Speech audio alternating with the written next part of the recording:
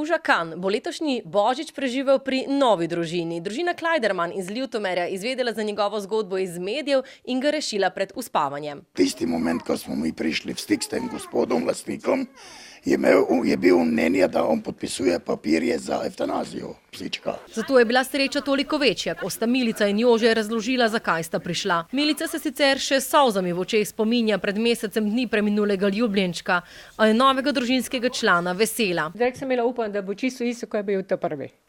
Da bo se isto vklopil v družino, pa familijo, pa v otroke, pa da bo priden, da bo bogal, da vse.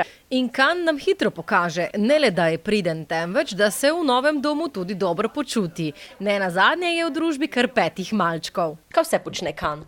Igra se pa nolija. Sem vesela, da je Kan z nami, igram se z njim, pa vsi ga imajo radi. Družina, ki je še pred leti živela v Nemčiji, si ni predstavljala, da lahko tako drobna odločitev prinese toliko sreče. Tako da res dober pesek je. Upam, da bo tako ostal. Tistim, ki mislijo, kakšno žival vzeti za otroke, za velike praznike, priporočam, naj premislijo, pa naj pogledajo zavetišča. Tam je še posebej v decembru bolj polno, saj nekateri kužki uidejo zaradi preglasnih petard, spet drugi ostanejo brez doma in nimajo sreče, kot jo ima Kan.